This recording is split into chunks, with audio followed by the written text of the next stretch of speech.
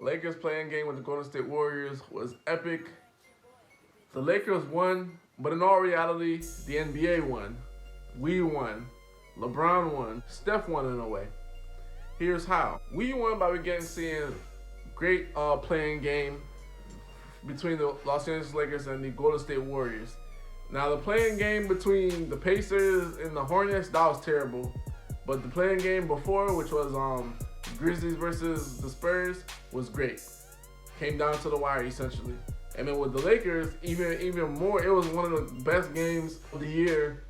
Came down to the wire. We got to see the ball in the guy's hands who we expected it, LeBron, and he hit a clutch shot. Ergo, how it helps the NBA. Helps the NBA in terms of popularity. These playing games have gained massive popularity. Now we're looking at the regular season like, okay, we got to take it seriously.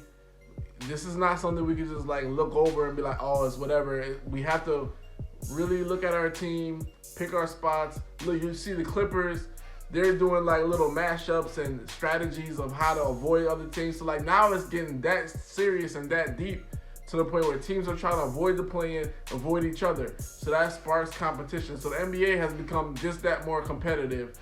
In a league that already has the 450 best players in the league, you made it more competitive by tweaking it a little bit. So we won right there. LeBron won by showing that he is the clutch and hitting one of many of his 98 go-ahead baskets.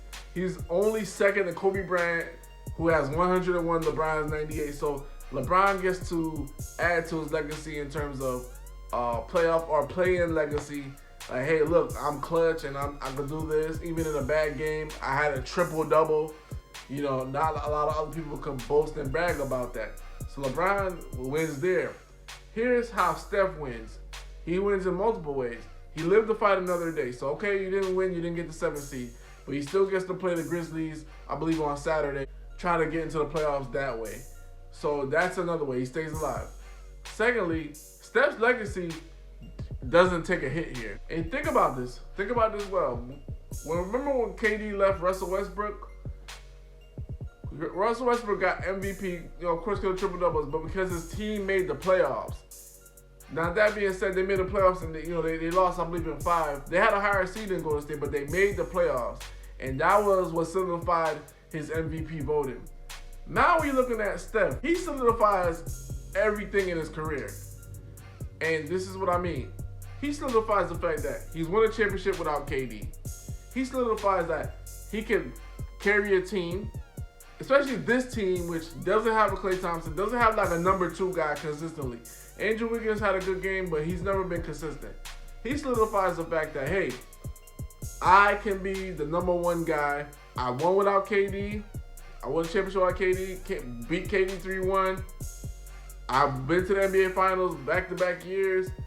We made it to the playoffs without Klay Thompson. You know, let's just say they win or whatever. Even if they don't win, this is just a huge accomplishment within itself. If they get themselves into the playoffs, this just cements Steph's legacy. If you put a viable team around him, he's that guy. And a lot of times in the past years, we've been saying he's not that guy. Iguodala this, KD this, Steph needs this, Steph is this, he's this, he's that. He was the best player in the game last night. He was the best player. Clear-cut best player in the game last night. What happened with everything when you look at it down the stretch is too many turnovers for the Warriors. In key instances, Steph had 6 turnovers, Draymond Green had 6 turnovers. Your 2 main guys can't have 12 turnovers. But for the Lakers, your 2 main guys can't come out in the first half and combine for like 2 for 16 or something. It was terrible. It was terrible. But with the Lakers, where they're hanging their hat on is defense, and that defense brought them back. Now, the shot that was hit by LeBron James, let's be clear about this. Time winding down, Caldwell Pope, all of a sudden, he forgot who he was, tried to drive in the paint, get scared, pushes it to LeBron, passes it to LeBron. LeBron had to heave up a shot. It was a shot. It wasn't like a heave, but it was a shot. Okay. But guys, that was a lucky shot. Let's call it what it is. That was a lucky shot.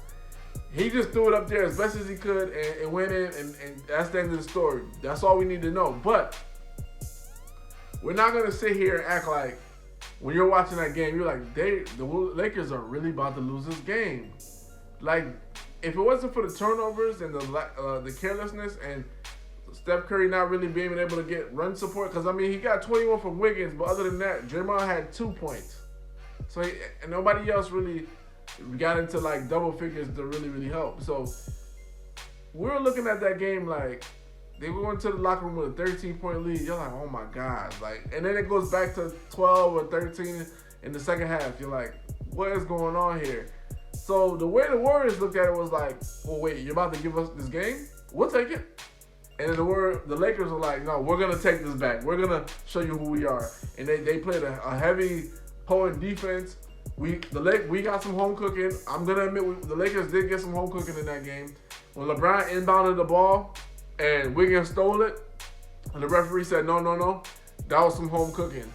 There was an offensive rebound that Anthony Davis got because we didn't get a call. The Lakers didn't get a call.